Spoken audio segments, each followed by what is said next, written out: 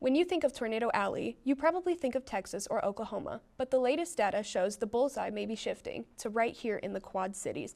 SAU Weekly's Ray Romilus has more.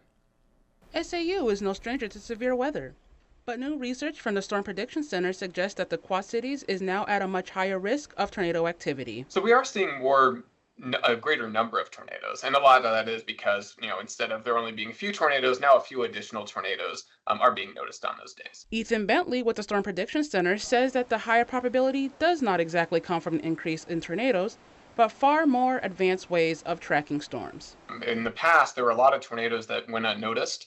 And we're getting a lot better now about detecting these tornadoes and making sure that they make it into the official record, especially in a place there like Iowa, where there's a lot of agricultural fields. And now we have things like drones and satellite data where we can see these paths. These findings reflect a similar probability in our area of that of Tornado Valley. Because the threat can happen even as early as February and March, early in the year for this tornado threat.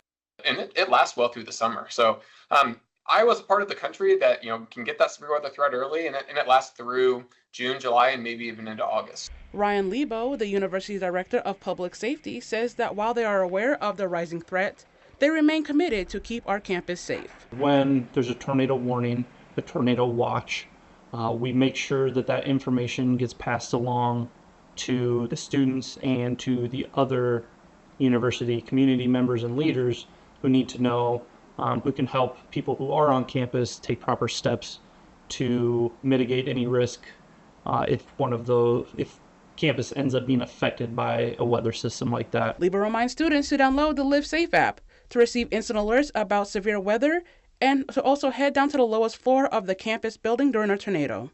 With SAU Weekly, this is Ray Romilus.